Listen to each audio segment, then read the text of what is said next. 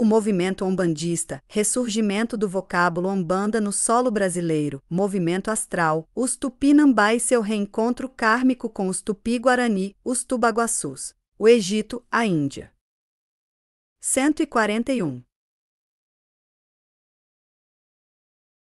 Vocábulo trino sagrado Auemi-Bandhan, que foi revelado à portentosa raça vermelha através de seus condutores kármicos, pais da raça Tubaguaçus, designava a protossíntese cósmica, na qual está implícita a protossíntese religio-científica. Claro está que, naqueles idos tempos, tínhamos o conhecimento uno, indivisível, que abrangia o que hoje conhecemos como religião, filosofia, ciência e arte. Como também já explicamos, o Aubandan foi sendo revelado gradativamente, para, na terceira raça raiz, a raça lemuriana, alcançar seu apogeu, isto é, ser o conhecimento total, integral, que abrangia conhecimentos do reino natural e conhecimentos das coisas divinas num único bloco.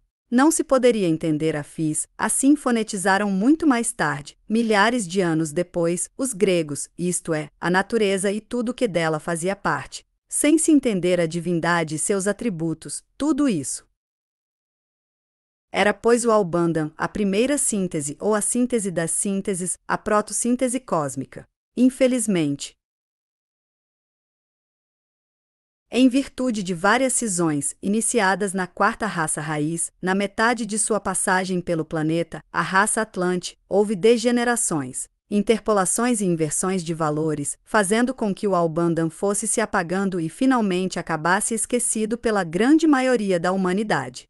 Mesmo as disciplinas que constituem o atual conhecimento, já fragmentado, desassociado, segundo os métodos cartesianos, desconhecem por completo a forte tradição do saber que representava o Aubandan, embora não raras vezes reencarnem no meio científico abnegados emissários da confraria dos espíritos ancestrais que de todos os meios tentam incrementar e direcionar as ciências para rumos mais justos e seguros. Alguns resultados, ainda imperceptíveis, já foram conseguidos. Aguardemos. Mas dizíamos que o Aubandan, pelos motivos já expostos, foi sendo esquecido pela maior parte, ou melhor, por quase toda a humanidade, só sendo relembrado, onde aliás nunca foi esquecido, no interior de raríssimos santuários ou academias.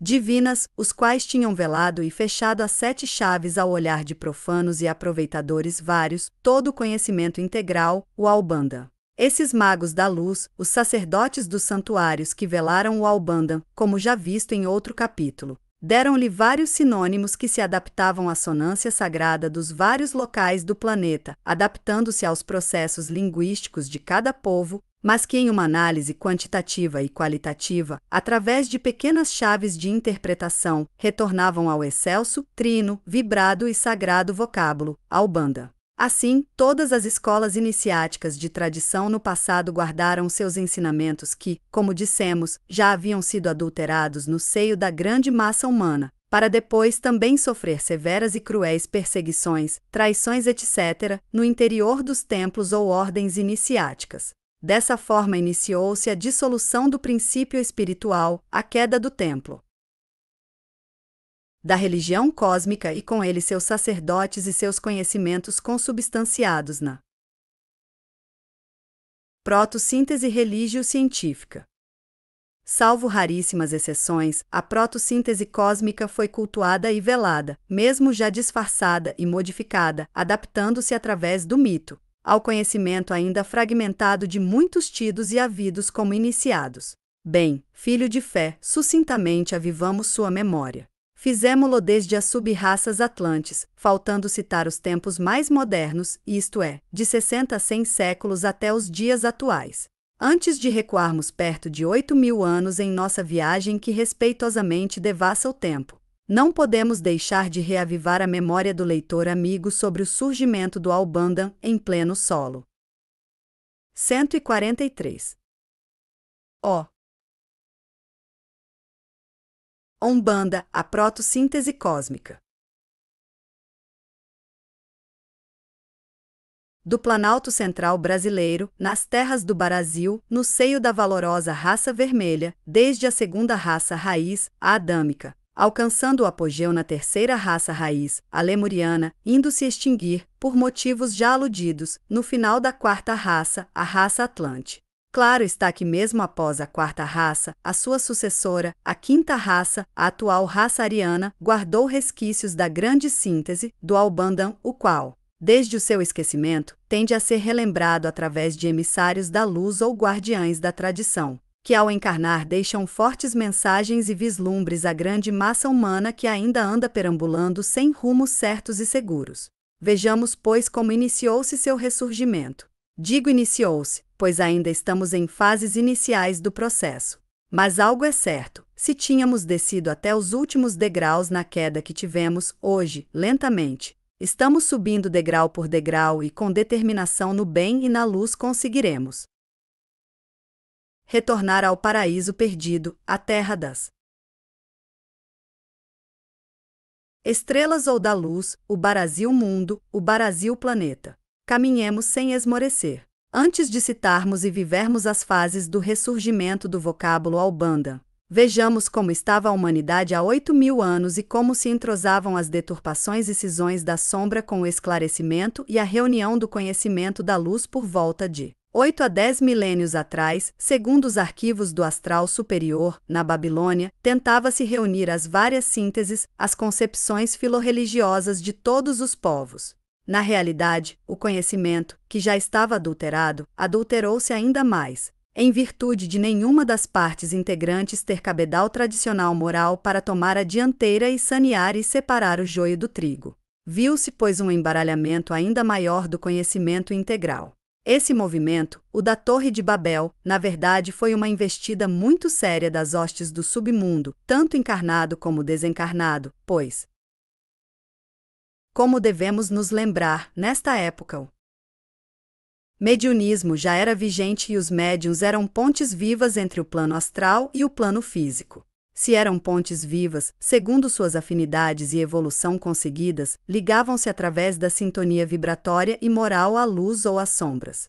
Muitos deles eram pontes vivas entre o plano físico e o plano astral inferior. Quando não das zonas abismais, com seus ataques vorazes através de seus magos negros que de todas as formas não queriam, como não querem, a reconstrução da síntese. Pois com ela não haverá mais ignorância, ódio, competição, poder, que são os alimentos indispensáveis aos magos da face negra. Então, como dizíamos, Babel, é claro, não foi uma torre que ligaria a terra aos céus, no sentido de ter sido construída uma torre. Visava sim ligar o plano inferior ao superior, mas por motivos já aludidos fracassou fragorosamente. Assim, desde aquelas épocas, ficou Babel como sinônimo de anarquia, deturpação, confusão, militarismo, poder, etc. Era desorganização total. Assim se arrastava naqueles tempos a humanidade, embora no interior dos templos sagrados, orientados por portentoso enviados da confraria dos espíritos ancestrais, a tradição era velada e cultuada. Neste momento pode perguntar o filho de fé ou o leitor amigo, mas para que deixar-se um conhecimento integral no interior dos templos, se a humanidade está se digladiando e triturando? Afinal, a lei divina é para uma pequena minoria elitizada ou é para todos? Ou nesta lei divina aos privilegiados? Bem, filho de fé, raciocine conosco serenamente.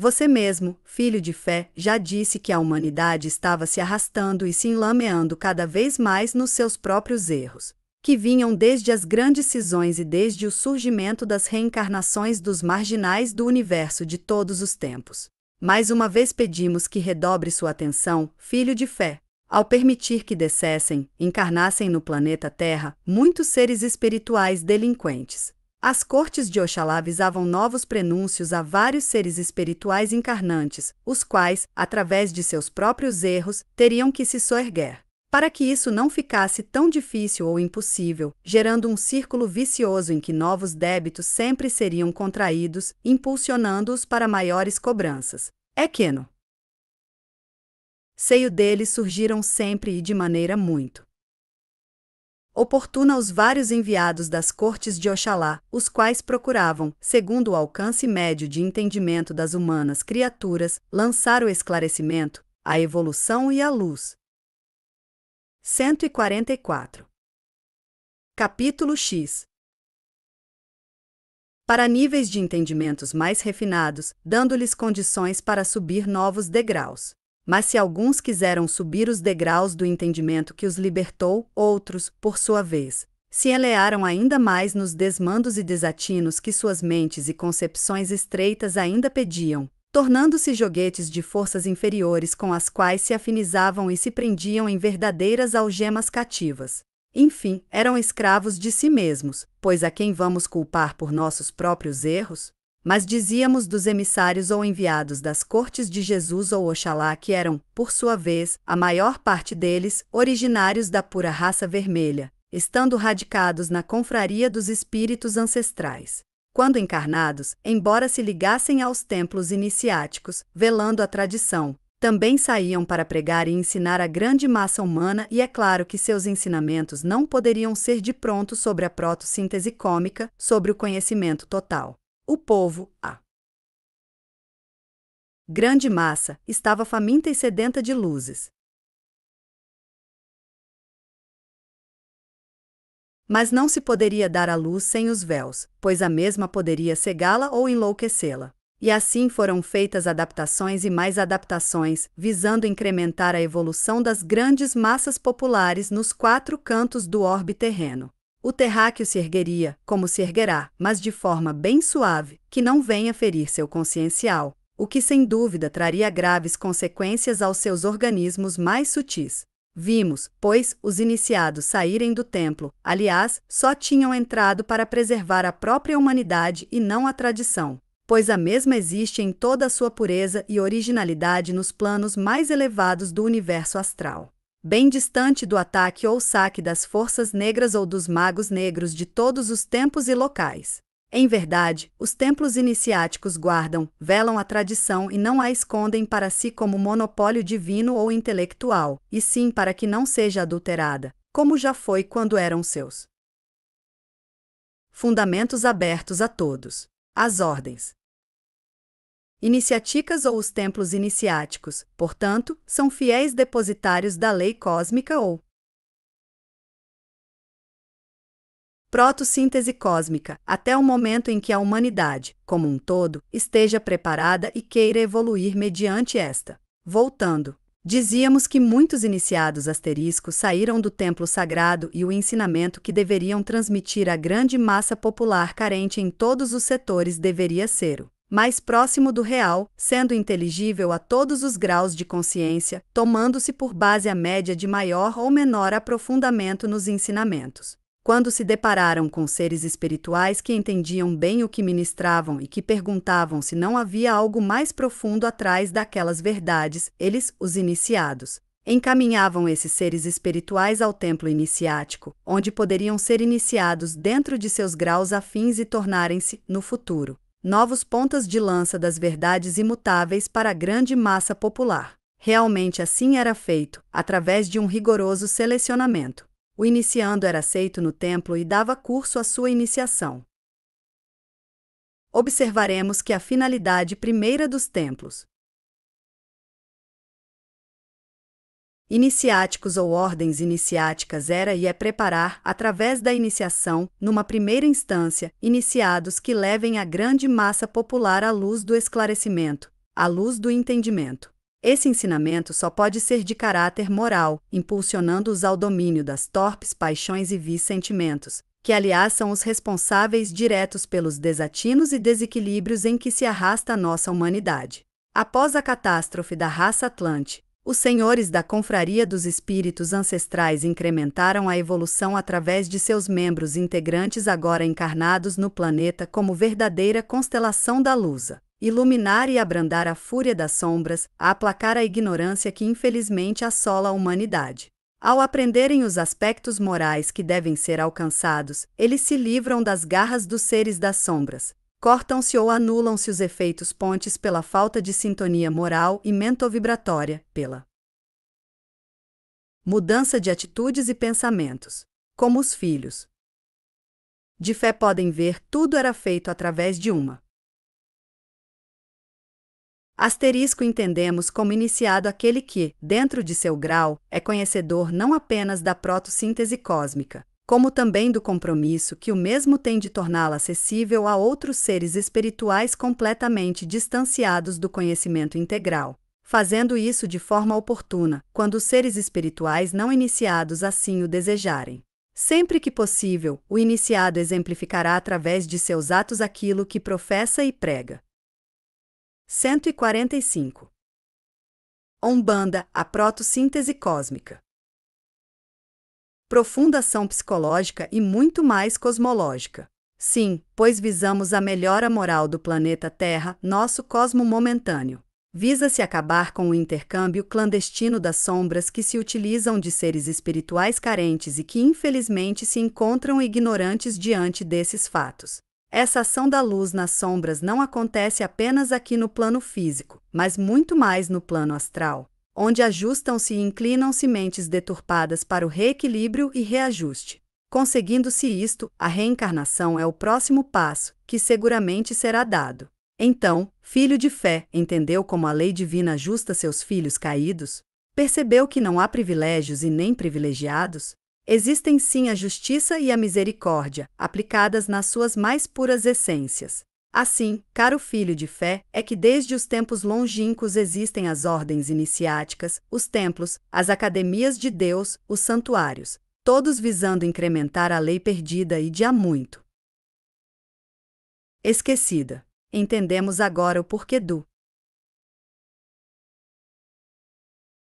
ensinamento velado no interior do templo, o ensinamento hermético ou esotérico e o ensinamento mítico ou popular, que como vimos visa atingir as grandes massas, o povo, preparando-o para o futuro não distante em que as realidades se reapresentarão e todos precisarão estar preparados. E do preparo e das condições desse preparo que se preocupam os condutores raciais ou kármicos da atual humanidade.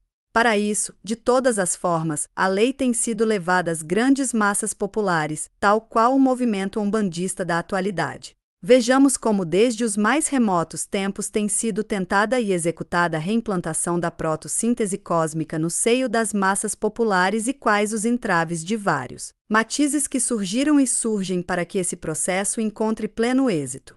Após a catástrofe da raça Atlante, os senhores da confraria dos espíritos ancestrais incrementam a evolução através de seus membros integrantes agora encarnados no planeta como verdadeira constelação de luz a iluminar e abrandar a fúria das sombras, a aplacar a ignorância que infelizmente assola a humanidade. Vamos ver nos quatro cantos do planeta, como estrelas cintilantes, os emissários da confraria dos espíritos ancestrais tentando iluminar os entendimentos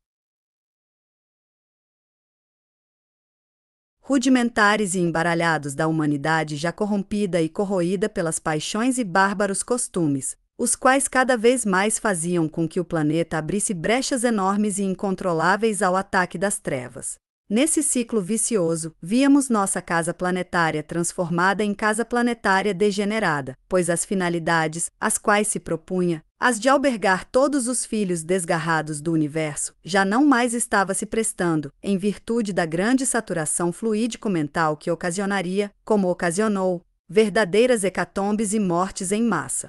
Era o desatino do homem pagando seu tributo segundo a lei, que embora seja misericordiosa é limpidamente justa. Foi diante dessas convulsões que vários povos, não mais os vermelhos, se sucederam no domínio do planeta sempre assaltado pelo terror e discriminações várias, que culminavam sempre em injustas sanções. Entre dominadores e dominados é que veremos surgir grandes condutores, patriarcas taumaturgos, enfim. Grandes reformadores, como Rama, Krishna, Siddhartha Gautama, o Buda, Jetro, Zoroastro, Lao Tse, Fo Rai, Moisés e tantos outros, que vieram preparar a descida de Oxalá, o Cristo Jesus. E o que ensinavam todos eles? Ensinavam o bem como único caminho para a humanidade sofrida e corrompida. E como conseguir este bem com o amor. E como conseguir o amor? Com a educação sobre as coisas divinas. com a certeza da existência da divindade que precisou ser travestida de várias formas para ser aceita pelos diversos graus conscienciais que ainda hoje em verdade se encontram em nosso planeta. Nessas fases evolutivas de nossa humanidade, já havia florescido o povo de cútis branca na Europa, bem como todo o Oriente já se saturava de cisões e deturpações várias, o mesmo acontecendo no continente africano. No continente africano, tínhamos os egípcios, povo remanescente dos Atlantes, os quais iluminavam com sua cultura todo o Oriente, para não dizermos todo o mundo. Tinham também, por sua vez, recebido grandes acréscimos dos caldeus, embora esses não tivessem o alto padrão moral que predominava nos egípcios. Os egípcios tinham no seio de seu 146. Capítulo X. Povo, como seres espirituais encarnados, os Tupinambá da pura raça vermelha, os quais tinham-lhes transmitido a protossíntese cósmica. Os sacerdotes de Osíris e mesmo os de Ísis, com seus templos famosos, velavam e transmitiam a tradição ocultada que, como vimos, para eles foi chamada de Taral ou Tarô. Foi no seio da civilização egípcia que um de seus iniciados, cujo nome era Sarsif, reuniu várias tribos cativas para formar o povo hebreu. E quais eram os ensinamentos de Moisés? Os mesmos de Rama, já que Rama tinha deixado seus fundamentos no Egito, nos templos de Ísis ou Yoshi e nos de Osíris ou Yoshirá. Venerava-se o verbo divino através do carneiro, Amor-Ra. Assim, a tradição no Egito havia sido implantada pelos Tupinambá reencarnados, os quais também já tinham reencarnado na Índia e na Europa. O próprio Rama era um enviado da pura raça vermelha, haja vista que sua pregação foi toda calcada nas sínteses ou na protossíntese religio-científica, por meio de seu livro estrelado, que velava o Albandan, que entre os egípcios era o dito Tarô. Nesse instante, queremos que os filhos de fé vão entendendo como aconteceu o ressurgimento do Albandan. Assim, resumamos esse importante fato. Na África, encontraremos os egípcios com todo o seu acervo religio-científico calcado na transmissão de seus altos sacerdotes que eram reencarnações dos Tupinambá, no seio da civilização egípcia. No próprio Egito encontraremos um alto sacerdote que aparentemente tinha sido revolucionário, pois reuniu várias tribos e retirou-se para o deserto. Claro que estamos falando de Sarsif, Moisés, o qual implantaria a lei divina a esses povos que mais tarde se espalhariam por toda a Europa, também levando a palavra divina, a lei e o Tora. Anteriormente, na Ásia, Rama já havia firmado uma sólida tradição que se fundamentaria nas leis divinas.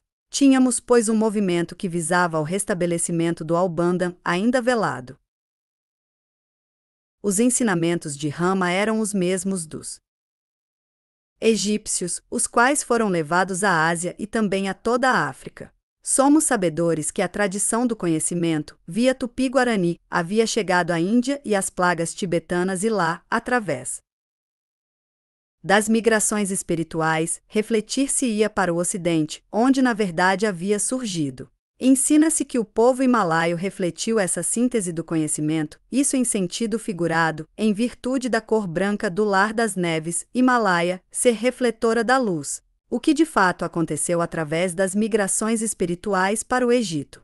Perguntará o leitor atento, mas o Egito já não era guardião da lei divina, do Albandan? Respondemos, sim. Toda a tradição do saber, do conhecimento total, estava velada, como vimos, nas 78 lâminas sagradas que compunham o tarô, e esse conhecimento era de curso único e exclusivo aos iniciados mais graduados ou magos. Rama, por sua vez, além de conhecer em sua pureza a tradição do saber, também velou-a através de seu livro estrelado, de um ensinamento esotérico, público, que atendesse ao entendimento das massas populares. Assim, divulgou um conhecimento calcado na mais forte e pura tradição do saber, que já conjugava ciências, artes, filosofia e religiões. Divulgou esse conhecimento a raríssimos iniciados, nas ditas academias do Cordeiro ou Carneiro. Assim, tínhamos os lamas ou ramas como sacerdotes do Cordeiro, precursores do advento do Cristo Jesus e da restauração da protossíntese cósmica, através de seus discípulos nos mais variados locais do universo.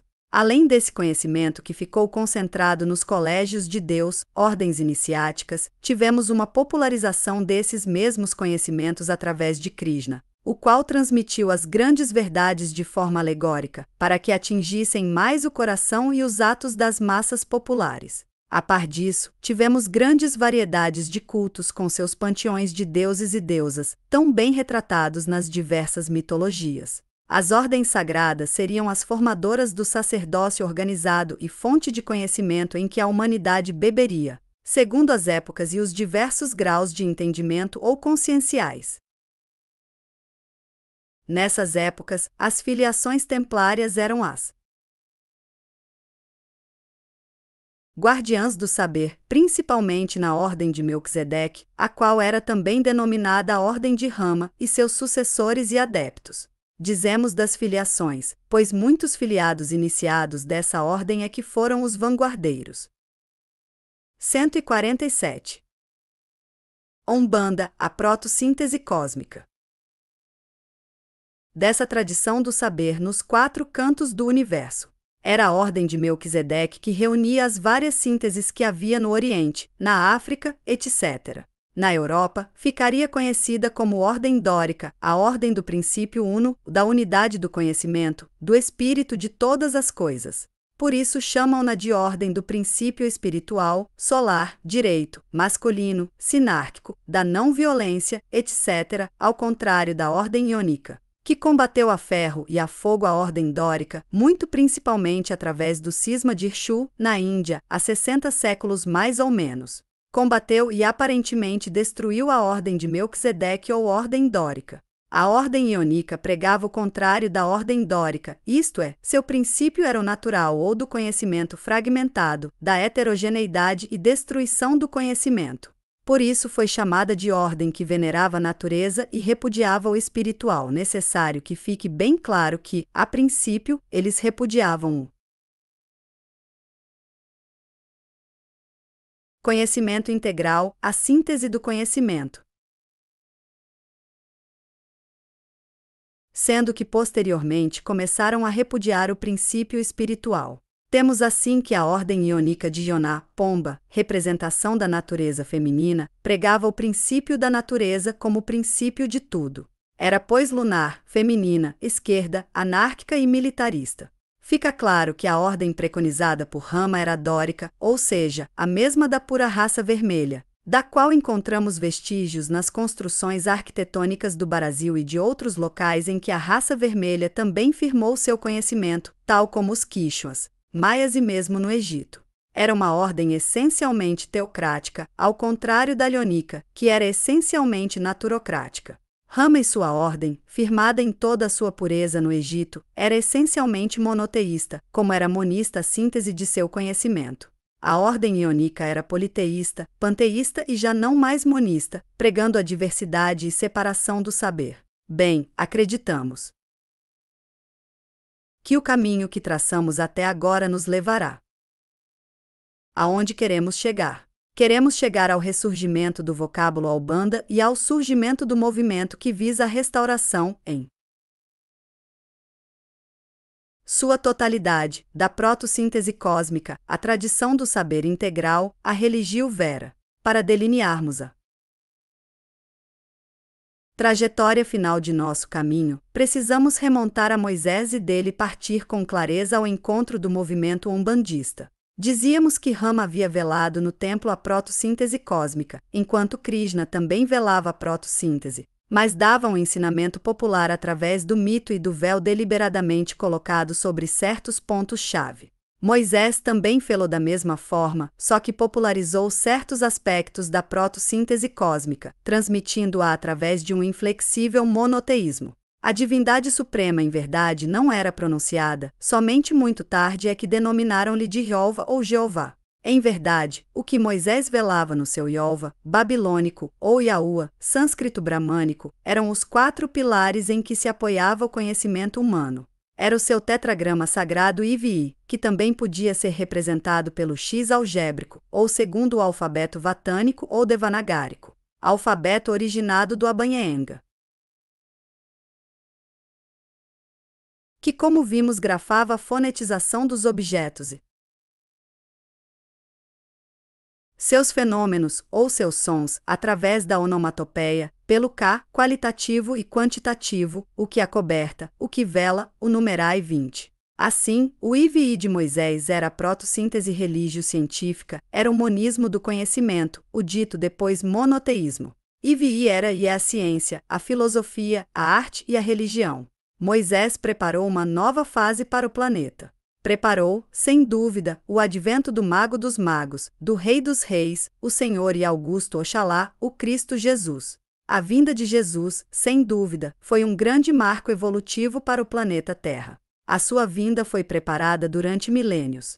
Assim como outros da hierarquia crística, sua descida foi marcada por grandes convulsões mesológicas, além das de caráter moral e essencialmente espiritual. Já dissemos que o Cristo cósmico é o Verbo divino em qualquer plano ou casa cósmica no reino natural ou universo astral. Esse Cristo cósmico, através de sua hierarquia, enviou-nos o Cristo Jesus como Senhor do planeta Terra, como tutor máximo de nossa casa planetária, a qual guarda nos céus o símbolo cosmogônico de sua missão e compromisso redentor sobre o planeta e sua humanidade cósmica. Assim, o Cristo Jesus nasceu no seio do 148. Capítulo X.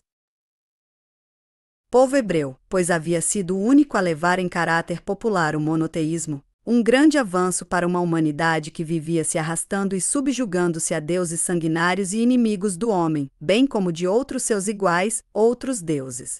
Deveu-se também o nascimento de Cristo Jesus, Yoshi, Yeshua ou Yoshila, no seio do povo hebreu, pois o mesmo cumpria forte tradição, começando pelo seu nome, que era diferente do preconizado pelos sucessores de Moisés, Emanuel, os quais já também achavam-se o povo escolhido de Jeová ou da divindade suprema, sendo possuidores de feroz orgulho, vaidade e egoísmo destruidor, que infelizmente até hoje se estendem no seio desses amados filhos de fé tidos hoje como judeus. Semíticos. Judeus sim, mas semíticos é inverídico, pois o povo que saiu com Moisés do Egito era descendente dos celtas. Em boa hora é bom que frisemos que quando Moisés esteve no Monte Sinai,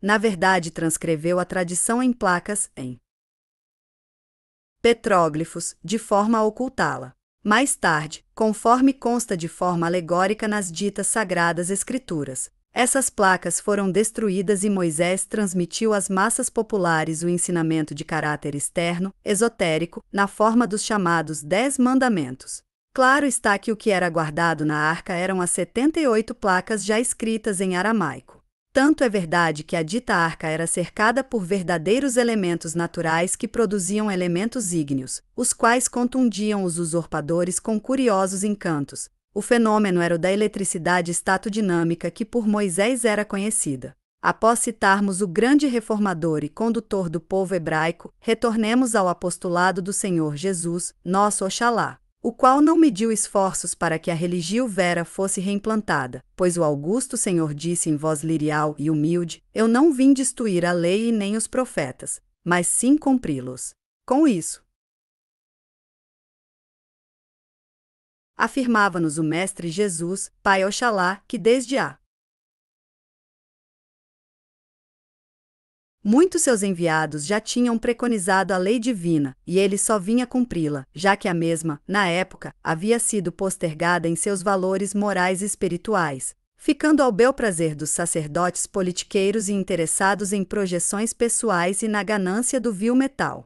Já haviam sido e ainda seriam pontes vivas dos mais baixos e torpes desejos, tão comuns aos seres espirituais ligados ao submundo astral ou zonas condenadas abismais, os quais, através da cristalização no mal, não reconhecem o Cordeiro Divino como o Verbo Sagrado e sim o dragão como seu mestre. Por tudo isso é que o Mestre Jesus, Pai Oxalá, o Verbo Divino simbolizado pelo Sol, veio resgatar as deturpações, cisões e amalgamações que já estavam cristalizadas no planeta Terra. Com a passagem vibratória de Oxalá pelo planeta Terra, inclusive em suas zonas subcrostais, há mais ou menos 2000 anos, deu-se forte influxo para a mudança da mentalidade do homem futuro. A paz, o amor, a justiça, a verdade, o perdão, a fraternidade e a igualdade são os portentosos vocábulos luz que iluminariam e iluminarão a humanidade. Bem poucos de seus ensinamentos foram aprendidos e, infelizmente, quase todos esquecidos. Passaram-se os tempos e os mesmos desvios de sempre, o orgulho, a vaidade e o egoísmo continuaram fazendo do homem um ser primitivo, distanciado da coroa divina. Impérios e mais impérios surgiram e surgem. Os romanos, antes de Cristo e após, tiveram tudo para unificar o mundo.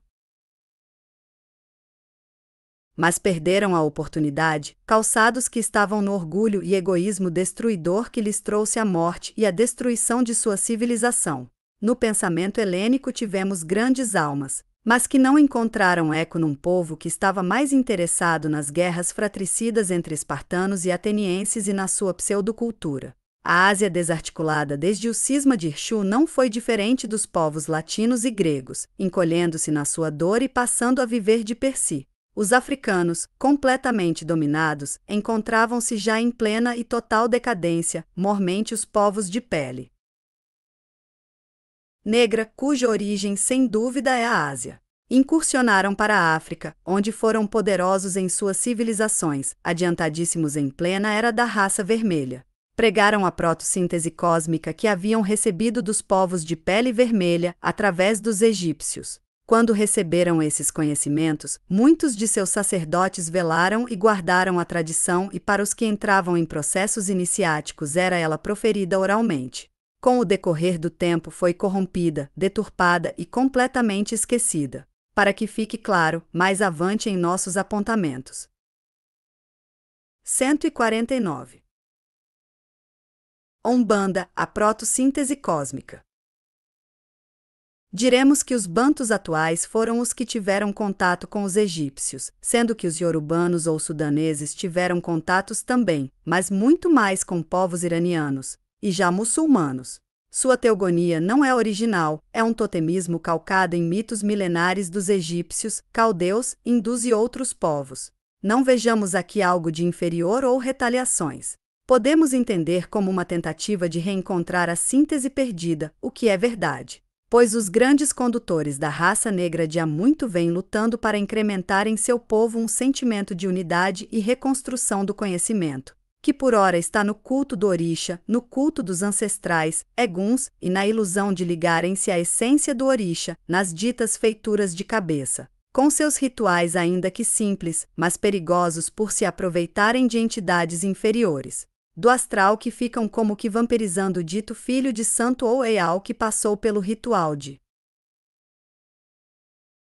um simples ogbore ou borre, ou seja, a feitura total da cabeça, termo inapropriado pelo menos para os rituais que se fazem na atualidade. Sobre isso falaremos pormenorizadamente no capítulo Umbanda e suas ramificações atuais. Aliás, fazem parte do abarcamento que o movimento umbandista irá processar. Bem, após citarmos muito por alto o povo africano, citemos o povo amarelo, o qual tem fortes tradições filoespirituais, mas que atendem ao estreitismo racial que lhes é peculiar. Não olvidamos a sabedoria de um F.O.Rai, de um Lao Tse, a pureza nirvânica de Siddhartha Gautama, o Buda, e nem também o Vedantismo, o Brahmanismo e as fontes yogis. Todas, sem nenhuma exceção, são merecedoras de nossa mais alta estima e compreensão e muito estamos fazendo nós, seres espirituais astralizados, para que o povo amarelo reencontre a síntese e reencontrará, pois seus condutores no astral já se filiaram às ordens das santas almas do Cruzeiro Divino, onde renasceu o magnífico verbo-luz, a protossíntese cósmica, a Umbanda. Aguardemos e vibremos por todos. A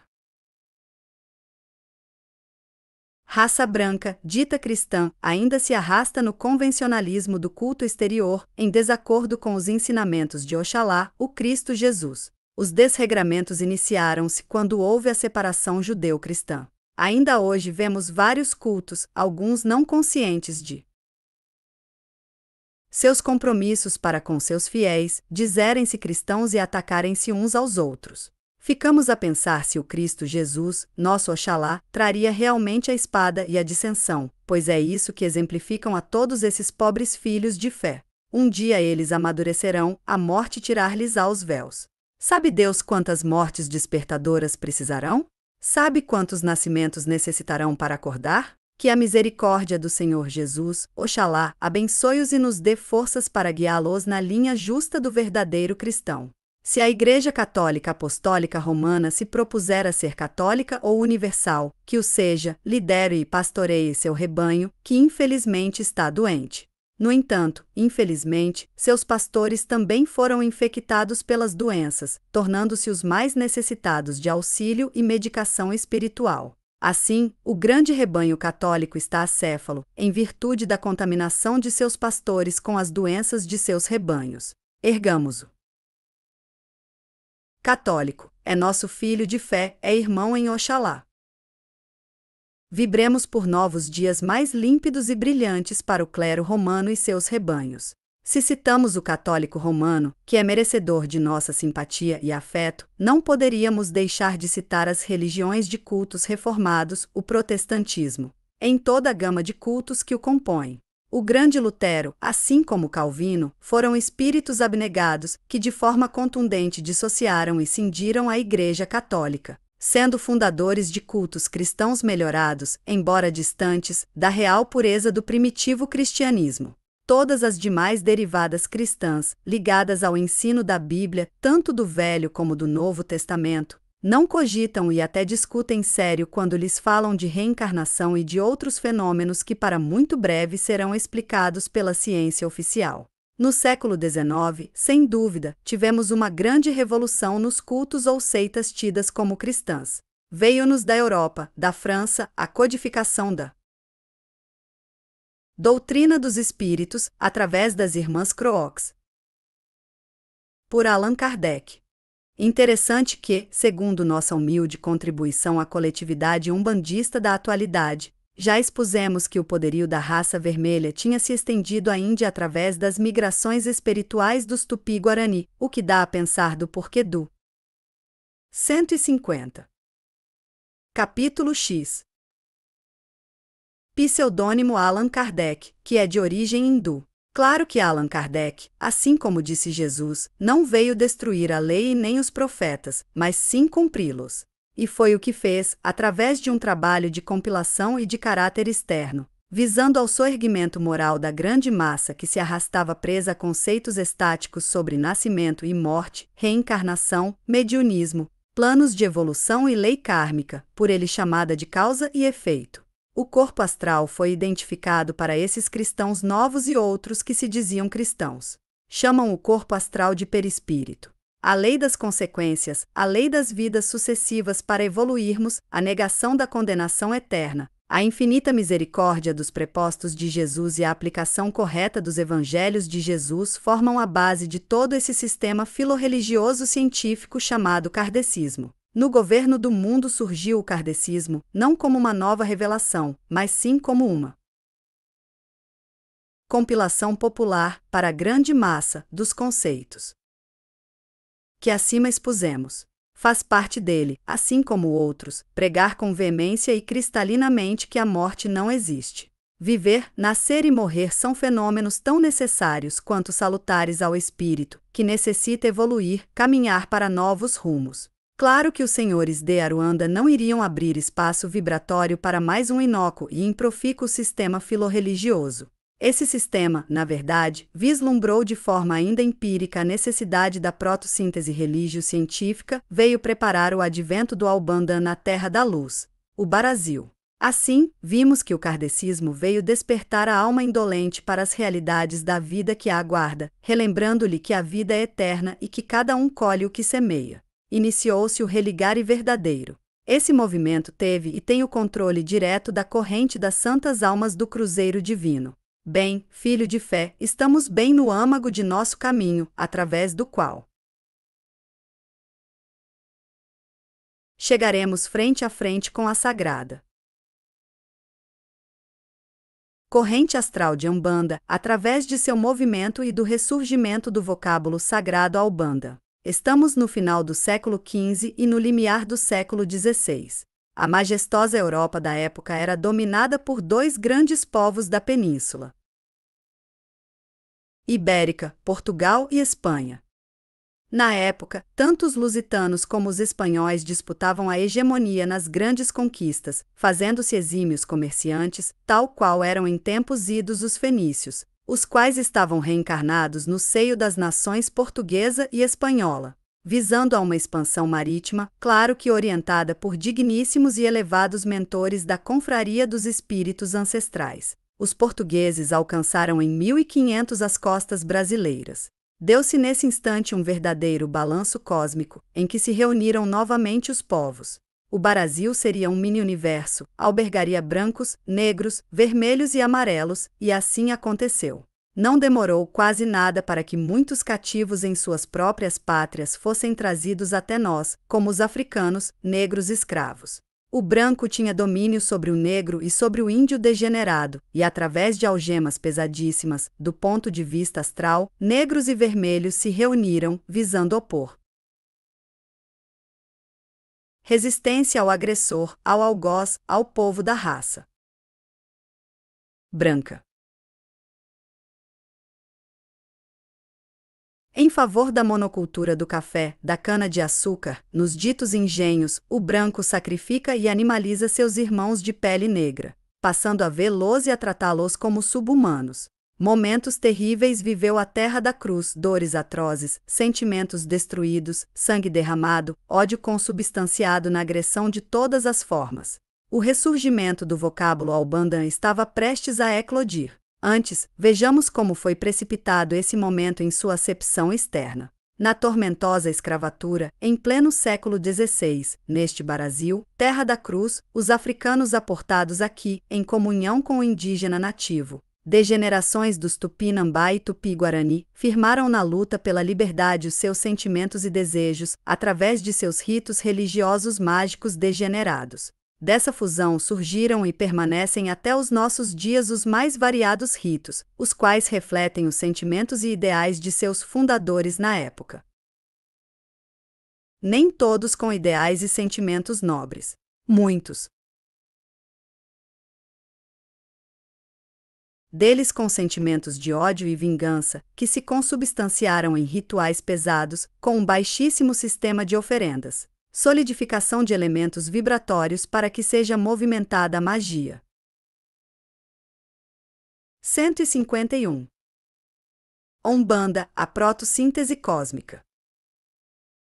Esse sistemático conflito racial, que perdurou até no astral, fez com que os tribunais planetários resolvessem incrementar sobre essa coletividade em litígio um conjunto de leis regulativas que viriam disciplinar os rituais nefandos retrógrados que eram vigentes na época. Em poucas palavras, assim surgiu o movimento umbandista. Neste momento, queremos frisar que o escravagismo, bem como o massacre dos indígenas, não foi somente praticado no Brasil. Interessante ressaltar que nos Estados Unidos, Cuba, Haiti e outros, também tivemos a escravatura, e por essas plagas o vocábulo Umbanda não surgiu. Como se explica esse fato? É o que tentamos explicar até agora em nosso humilde trabalho. Isso se deveu à supremacia da raça vermelha, a qual tinha se radicado no astral brasileiro, onde teve início o processo reencarnatório no planeta Terra. Como o vocábulo Umbanda, ou seja, a protossíntese cósmica, aqui tinha sido revelado, aqui mesmo ressurgiria e ao ressurgir teria de vir como sendo bandeira, a priori, de um movimento que atingisse as grandes massas populares que aqui no Brasil, por motivos vários, se encontravam em litígio. A oportunidade era inadiável. Aproveitar-se-ia para lançar no seio da grande massa o vocábulo Umbanda, que serviria de escopo para a formação de um sentimento interracial uno, acabando com os conflitos entre seres espirituais irmãos, independentemente da vestimenta cutânea que usassem. Outrossim, o Brasil, como vimos, é a terra predestinada a ser o celeiro espiritual do mundo, a pátria universal, a pátria una, onde todos os povos se reuniriam. Também seria o local onde a protossíntese cósmica ressurgiria, aproveitando-se da ocasião de discórdias raciais tanto no plano físico como no plano astral inferior. Assim somos forçados, desde já, a entender que o que se pratica hoje, generalizado como Umbanda, Albandã, nem se cogita do termo, a não ser raríssimos filhos de fé iniciados, seria melhor denominado movimento umbandista, o qual visa fazer ressurgir ou restaurar o Albanda. Mas, para que isso seja conseguido, tem e terá de fazer a união racial em nossa terra, a qual é predestinada a ser o coração espiritual do mundo.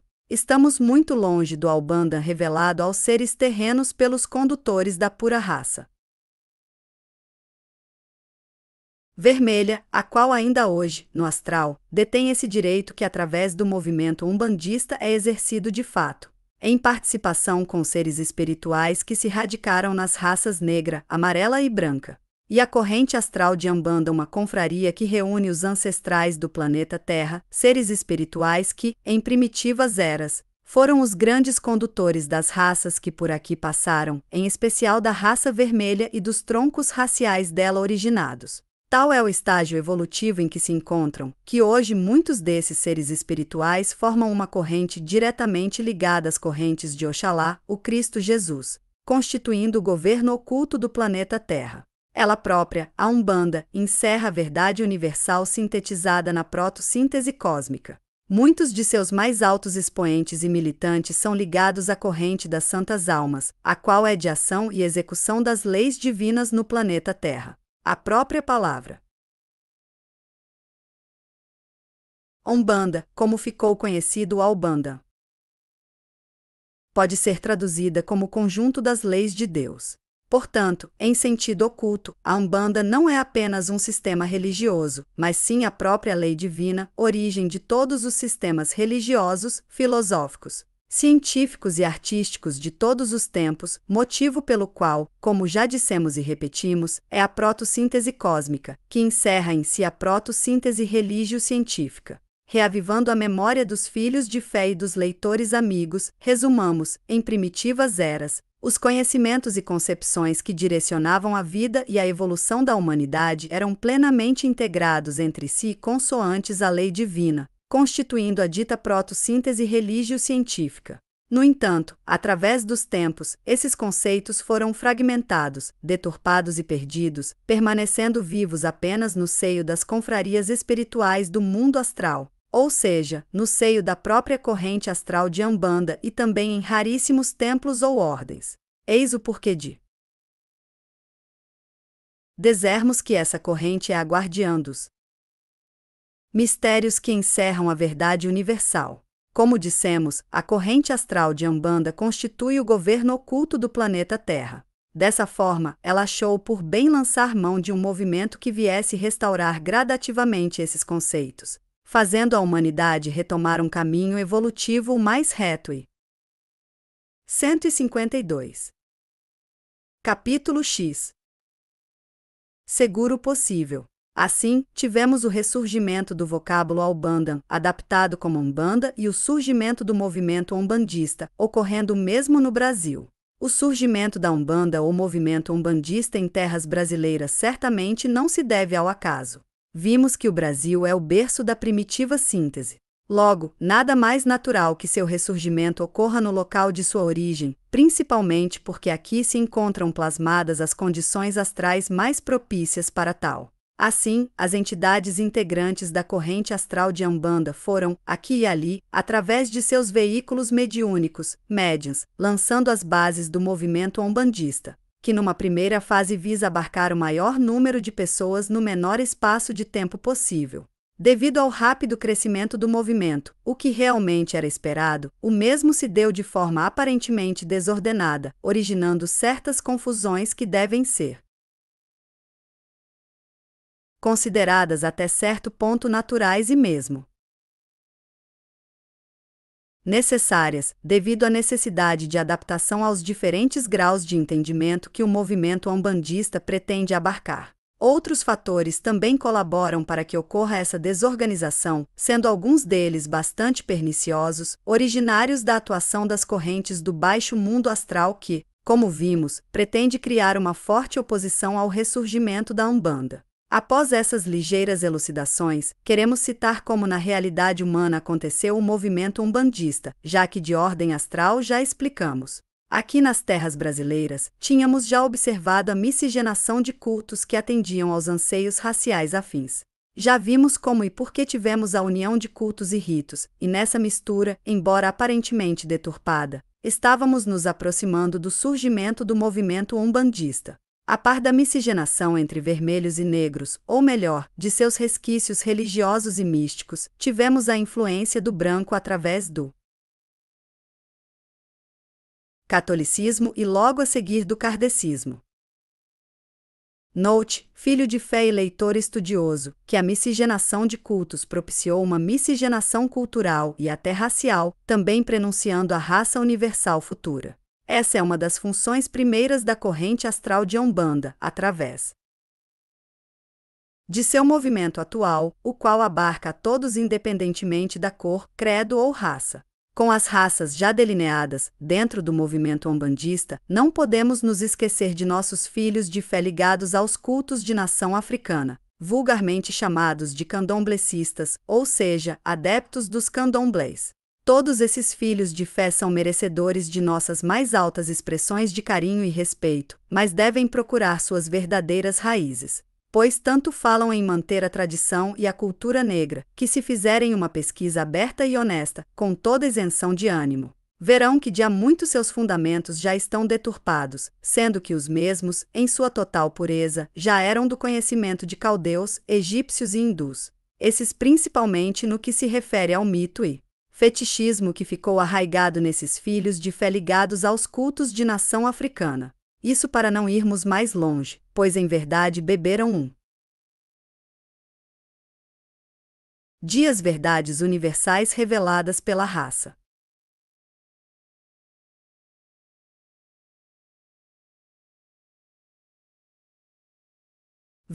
vermelha, para depois, assim como outras raças, deturparem completamente os fundamentos verdadeiros da protossíntese religio-científica. Assim, precisamos muito lentamente orientar esses filhos para alcançarem novos patamares da evolução e afastá-los do atavismo espirítico que os persegue há milênios. No capítulo Umbanda e suas ramificações atuais mostraremos como podem esses filhos de fé, que mais uma vez afirmamos não estamos criticando, e sim buscando ajudá-los, erguerem-se cada vez mais.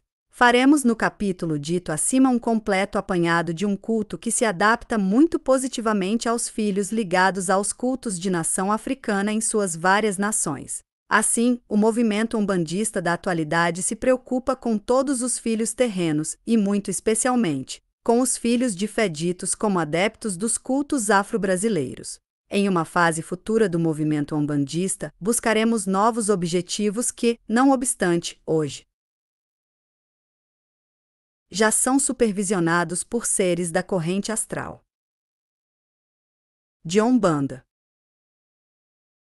Dando sequência à nossa conversa, falaremos como realmente surgiu o movimento umbandista. Por ordens das cortes de Jesus, por meio de seus prepostos, o mediunismo já invadira os cultos. 153. Umbanda, a protossíntese cósmica.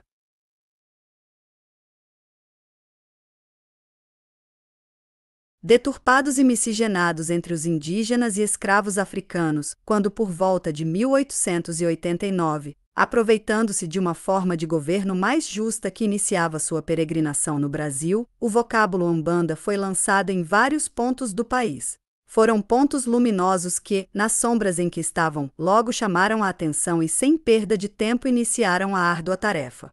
A princípio, usamos médios que foram nossos discípulos em longínquos tempos, ainda aqui no Brasil, fato que hoje, embora raríssimo, ainda ocorre. Assim, iniciamos com o poderoso vocábulo Umbanda, que hoje serve de movimento abarcador a milhares de consciências. Amanhã o movimento umbandista há de restaurar o Albandam, a protossíntese cósmica, que sem dúvida trará a toda a humanidade terrena a evolução cósmica semelhante a outras casas planetárias felizes e luminosas. Continuando nossa conversa, dizíamos que vários pontas de lança do astral e mesmo encarnados lançaram o vocábulo Umbanda por volta de 1889. Vale ressaltar que esse vocábulo foi lançado, em geral, em locais pouco frequentados. Quando não, diziam as entidades atuantes que a Umbanda era um movimento novo que iria se espalhar por todo o Brasil, trazendo esperança, secando lágrimas, espargindo compreensão e amor, acendendo a fé, centelha divina que de há muito se apagara em muitas infelizes criaturas humanas. Aí iniciou-se o movimento silencioso mas contínuo da luz contra as sombras, dos magos da face branca contra os magos da face negra. O mal já tinha encontrado o bem, e com o mesmo disputava a supremacia das almas. Ontem como hoje vem perdendo terreno, a luz chegando, obviamente, dissipa as sombras e as trevas. Foi assim que, desde 1889, falanges e mais falanges de integrantes da corrente astral de Umbanda começaram a tarefa saneadora. Como veremos no próximo capítulo, quando citarmos as 7 vibrações ou linhas de forças espirituais que compõem a Umbanda, valorosos e indomitos guerreiros cósmicos em favor da paz já haviam soado seus clarins, anunciando a todos sua chegada, bem como convidando a todos para a grande tarefa regeneradora que se faria no planeta Terra, iniciando-se pelo mini-universo, o Brasil. Estamos falando da vibração espiritual a descer do astral em seus cavalos, médiuns, a vibração de Ogum, que trazia em seu termo de identificação, que é vibrado e sagrado. No sufixo, o fonema de Umbanda. Assim as vibrações harmoniosas de Ogum e sua corrente contagiosa de fé, pelos novos conceitos vieram derramar-se sobre toda a coletividade a fim dos cultos ditos e havidos como afro-brasileiros. Citando-se Ogum, não poderíamos deixar de citar um grande enviado de Ogum, a entidade Caboclo Curuguçu, que preparou vários e vários anos o advento primeiro do Caboclo 7 Encruzilhadas, também da vibratória de Ogum, que atuaria nas grandes massas populares visando tornar popular o termo Umbanda e o culto apregoado por esse portentoso enviado de Ogum. Também o Caboclo 7 Encruzilhadas veio trazer aos humildes do corpo e da alma um ritual de fácil assimilação, que de alguma forma os fizesse ascender aos degraus evolutivos. Muito lutou com seu cavalo exemplarão. Filho Zélio Fernandino de Moraes, para implantar já.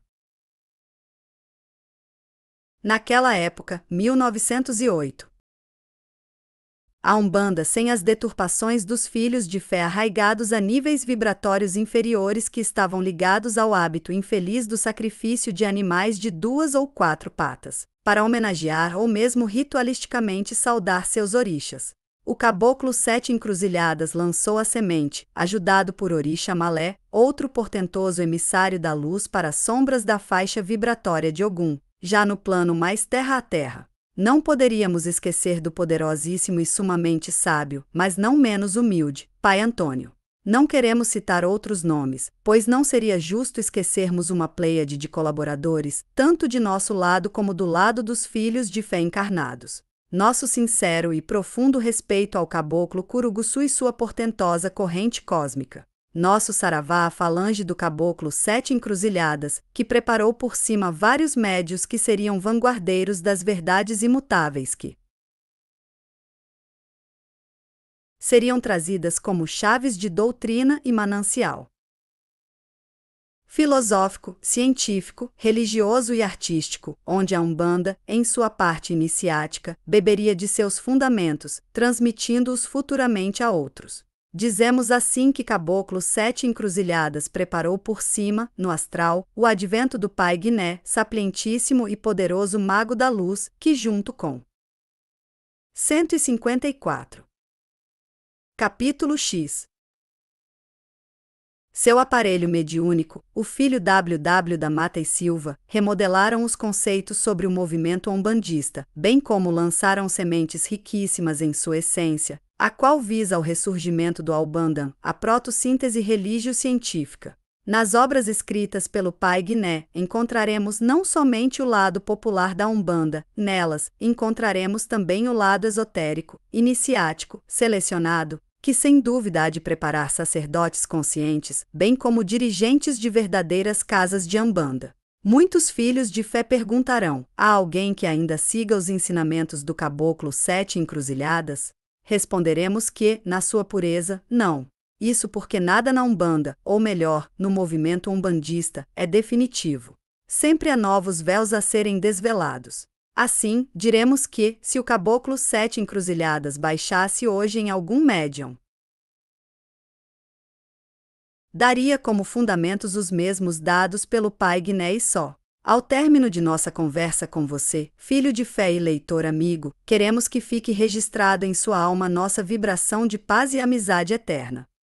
Filho de fé e leitor amigo, a amizade é uma bênção que Caboclo gosta sempre de cultivar e somente pela amizade sincera, filho de fé, você terá para sempre seu mentor espiritual. Mediunidade talvez seja aquilo que costumamos falar com nosso cavalo, dimensão amizade.